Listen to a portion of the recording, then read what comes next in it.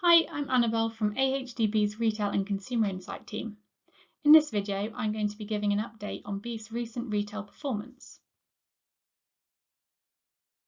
Over the 12 weeks ending the 7th of July, most proteins and meat-free have seen growth in volumes purchased in retail, the exception to this being pork.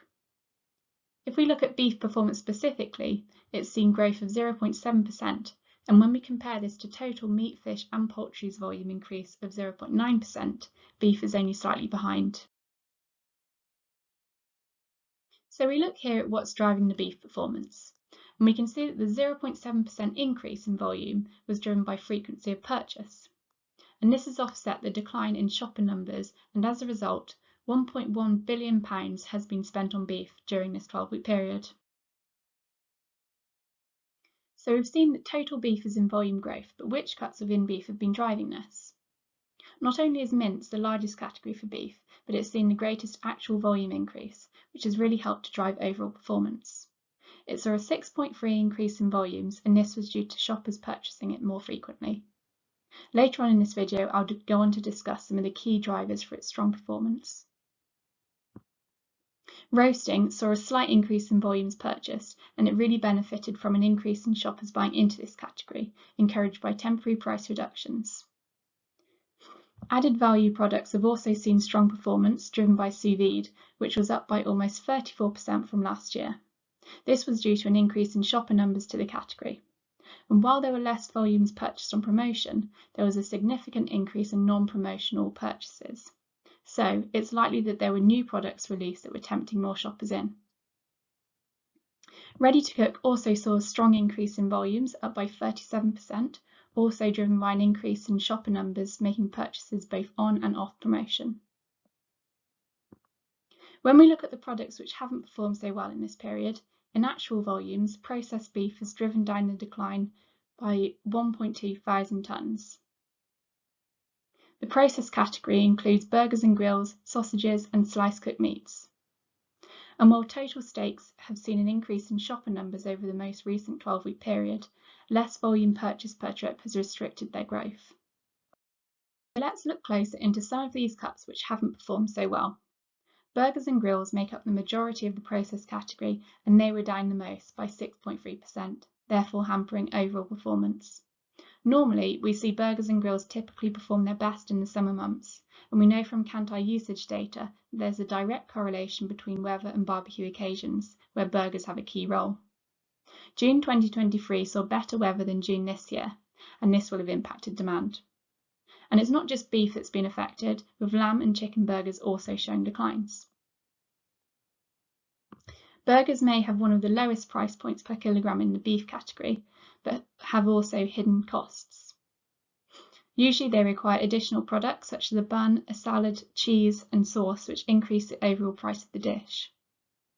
Looking at steaks, they're up on a 52-week period, but down by 2.1% in the 12-week period. However, rump, fillet and sirloin have all seen volumes increase, and it's ribeye that's driven the total decline of the category. Sirloin and rump performance was driven by temporary price reductions, but fillet has seen non-promotional growth. And this shows, while price is still important, shoppers are still looking to treat themselves. Looking at who is purchasing these cuts, older consumers, particularly those aged 65 and over, account for the greatest volumes of both steaks and burgers and grills purchased. The biggest decline for steaks came from those aged 55 to 64, and the biggest decline for burgers and grills came from ages 35 to 44. As the summer period progresses, we can hope that improved weather and sporting events such as the Olympics can present opportunities for these cuts and lead to more barbecues and social gatherings. If we look now to a cut which is driving overall beef performance, mince has seen a combination of increased volumes per buyer and increased shopper numbers drive the volume sold, and this has resulted in a 6.3% volume increase. In actual terms, mince has seen an increase which more than offsets the volumes lost in both processed and steaks combined. When we look at some of the drivers, we see that mince has benefited from switching, particularly from burgers and grills, and some of the reasons may be that mince is known to be a versatile cut, lending itself to a multitude of meal occasions. Also, the weather plays a role again here, and mince has been a popular option this year with the poor weather in June. It's also a cheaper cut, averaging less than £7 a kilo, and seeing one of the smaller average price increases of the beef category, which is important for those looking to save money on their food shop. We know that method of prep is another cost-saving strategy, and mince lends itself to batch cooking and meal prep, and shoppers feel comfortable in knowing how to cook with mince. When looking at who is purchasing, virtually all age demographics have increased volumes that they're purchasing, with those 65 plus increasing volumes by almost 10% year on year. This demographic also accounts for the largest amount of volumes sold, so the increase has been very influential for driving volumes. What do we think the future outlook is for beef? Our recently updated Beef Market Outlook looks into consumption as well as production forecasts. And what did we see last year? Over the whole of 2023, combined retail and food service demand for beef was 1% lower than 2022, with the reduced demand mostly put down to cost of living pressures. But there were some boosts as people returned to dining out. For the year of 2024 as a whole, the overall economic outlook is set to improve as inflation continues to fall and wages rise. So some shoppers are going to feel better off, while others might continue to struggle and make savings where they can. That being said, we do expect any changes in shopping behaviour to be gradual.